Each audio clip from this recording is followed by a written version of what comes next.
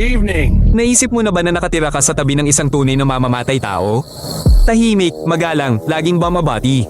At sa ilalim mismo ng sahig ng kanyang bahay 33 bangkay. Ganoon talaga ang pamumuhay ng isang Amerikano sa isang suburb ng Chicago.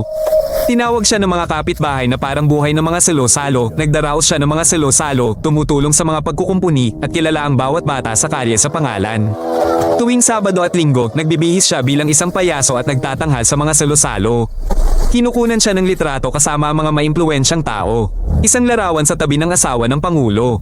Isang tunay na matapat na mamamayan. Sa ilalim ng sahig na kahoy, sa makitid na silong ng kanyang tahanan, natagpuan ng mga investigador ang mga labi ng 26 na tao. Naglibing siya ng 3 pa sa bakuran. 4 ang itinapon niya sa ilog. Napansin ng mga kapitbahay ang amoy sa loob ng maraming taon. Ipinaliwanag niya na tumutulo ang mga tubo, nasira ang karne sa refrigerator. Walang nagsuri. Pinaniwalaan nila siya dahil napakabait niyang tao. Nahuli nila siya nang hindi sinasadya sa pamamagitan ng isang nawawalang teenager na pumunta para pag-usapan ng trabaho. 33 biktima sa loob ng 6 na taon. Karamihan sa kanila ay hindi kailanman nakilala noong nabubuhay pa siya. Sa kanyang paglilitis, umiyak siya at ipinahayag ang kanyang kawalang kasalanan. Patuloy siyang nagpinta habang nasa death row at ibinenta ang mga ito sa mga kolektor. Ang bawat pagpipinta ay kumita ng libu-libong dolyar. Pagkatapos siyang bitayin, ang kanyang utak ay kinuha at ibinigay sa mga siyentipiko. Naghanap sila ng mga anomalya at walang nakitang kakaiba. Ang pinaka nakakatakot na bagay tungkol sa mga taong ito ay ang kanilang hitsura ay ganap na pangkaraniwan. Isipin mo, bumibisita ka sa isang kaibigan. Isang ordinaryong apartment, isang sofa, isang TV, nangingisda sa isang malaking aquarium. At pagkatapos ay binuksan mo ang refrigerator at nagyelo. Isang tahimik na nag-iisa mula sa isang lungsod sa Amerika ang nag-iingat ng mga ulo ng tao roon. Hindi isa, kundi 4. Dagdag pa ang isang puso at isang piraso ng putol na kamay sa isang plastic bag. Katabi ng karaniwang mga pamilihan. Sa sulok ng kwarto ay nakatayo ang isang 200 litrong bar aisles. Sa loob ay 3 bangkay, unti-unting natutunaw sa asido. 2 bungo ang nakahiga sa computer desk. Ito ang kanyang karaniwang gabi. Sa loob ng 13 taon, nakapatay siya ng 17 tao. Nagtrabaho siya sa isang pabrika, namuhay ng mag-isa at halos hindi nakikipag-ugnayan sa kahit sino. Nagreklamo ang mga kapitbahay tungkol sa kakaibang amoy, sabi niya ay sira ang refrigerator. Kinuha na niya ng litrato ang lahat. Inilagay niya ang mga larawan sa isang album. Gusto niyang matandaan. Nakahanap ang mga investigador ng 74 na litrato sa kabuuan. Tinawag nilang pagbuwag sa apartment na ito ang pagbuwag sa isang personal na museo. Nahuli lamang siya dahil ang isa sa mga biktima ay nakatakas sa kalye ng nakaposos. Kalaunan ay natuklasan ng pulisya na 2 buwan na ang nakalilipas, dinala ng mga opisyal ang isang batang tumakas pabalik sa kanya. Sa tingin mo ba imposible yun sa inyong lugar? Mayroong ilang mga apartment sa kanyang gusali. Matagal nang naamoy ng mga kapitbahay ang amoy. Walang tumawag sa mga otoridad. Minsan ang katahimikan ay maaaring magbuwis ng buhay. Ngayon ay matututunan mo ang tungkol sa isang lalaking nagtahi ng mga maskara mula sa mga mukha ng mga totoong tao at isinusuot ang mga ito sa gabi. Siya ay nanirahan mag-isa sa isang bukid. Itinuring siyang kakaiba ng mga kapitbahay ngunit hindi nakakapinsala. Pagkamatay ng kanyang ina, nilock niya ang kwarto nito at iniwan itong hindi ginagalaw.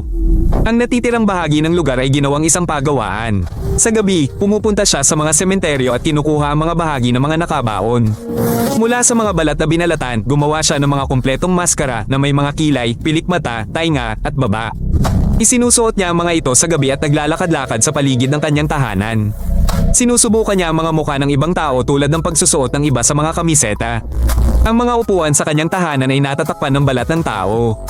Ang lampshade ay gawa sa isang mukha. Kumain siya ng sopas mula sa isang bungo na ginawang plato.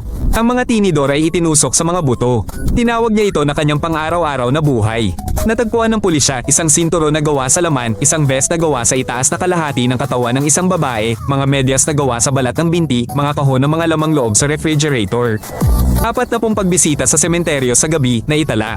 Literal na gusto niyang maging kanyang ina. Gusto niyang manahin ng isang kumpletong Amerikana na gawa sa katad at isuot ito. Siya mismo ang nagsabi, ang mga bangkay mula sa mga sementeryo ay masyadong mabaho kaya wala siyang sapat na materyales. Ang nag-iisang lalaking ito ang nagbigay inspirasyon sa 3 pelikulang horror ng mga kulto, Psycho, The Texas Chainsaw Massacre, at The Silence of the Lambs. Ang realidad pala ay mas nakakatakot kaysa sa anumang pantasyang senaryo. Bakit madalas magmukhang normal ang mga taong ito? Dahil ang pagiging normal ang pinakamagandang maskara sa lahat. Walang naghahanap ng halimaw kung saan makakakita sila ng kaaya-ayang kapitbahay. Ang lalaking nagtago ng mga bangkay sa ilalim ng kubyerta ay isang matagumpay na negosyante, isang pinuno ng scout at isang nagsisimba. Ang kanyang kumpanya ay nagtayo ng mga bahay para sa iba. At sa ilalim ng kanyang sarili ay isang sementeryo. Ang lalaking nagtahi ng mga maskara mula sa mga mukha ay nanirahan sa isang bukid ng ilang dekada. Inanyayahan siya ng mga kapitbahay sa mga bakasyon, hiniling sa kanya na tumulong sa mga gawaing bahay. Ngumiti siya, tumulong, at bumalik sa kanyang koleksyon. Ang lalaking nag-iingat ng mga bahagi ng katawan sa refrigerator ay nakipagkita sa mga tao sa mga bar. Nag-alok ng pera para sa simpleng trabaho. Mukha siyang banayad, mahina kong nagsalita. Nagtiwala sila sa kanya at sinundan siya. Lahat silang tatlo ay may isang bagay na pagkakatulad, tila sila ay mga taong mapagkakatiwalaan. Inaanyayahan sila ng mga tao. Nagpakuha ng mga litrato ang mga tao kasama sila. Ito mismo ang nagpoprotekta sa kanila. Ang mga espesyalista na nag-aaral sa mga taong ito pagkatapos silang mahuli ay inulit ang parehong bagay, wala silang mga sungay. Walang nakakabaliw na titig. Sa pisikal, hindi sila naiiba sa'yo. Hindi lang sila marunong makiramay. Ayon sa estadistika, sa anumang lungsod na may populasyon na mahigit 1 milyon, mayroong kahit isang taong ganoon na nabubuhay ngayon.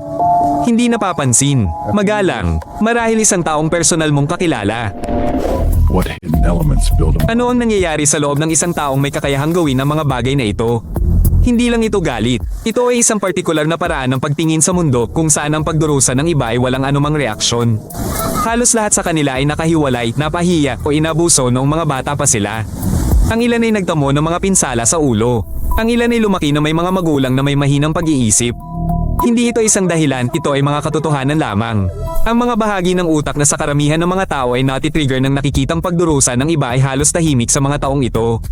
Hindi sila nakakaramdam ng galit sa biktima. Wala lang talaga silang nararamdaman.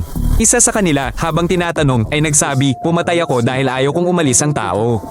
Hindi niya alam kung paano bumuo ng mga relasyon. Ang tanging paraan na natagpuan niya upang mapanatiling malapit ang isang tao ay ito. Ang isa pa ay naglarawan ng isang patuloy na pakiramdam ng kawalan sa loob. Sinabi niya na walang nagdala sa kanya ng kagalakan o kapayapaan. Sinubukan niya ang trabaho, komunikasyon, mga libangan. Walang nakatulong. Hindi ito mga kwento tungkol sa mga halimaw mula sa mga pelikula. Ito ay mga kwento tungkol sa mga taong nakatira sa tabi nila. Naglakad sila sa parehong mga kalye. Bumili sila ng pagkain sa parehong mga tindahan. Katulad mo lang sila ngayon. Totoo ang lahat ng kwentong ito. Nabuhay ang lahat ng mga taong ito. At hindi sila napapansin sa loob ng maraming taon. Mag-subscribe sa channel at manood ng iba pang mga episode, mahalaga ito.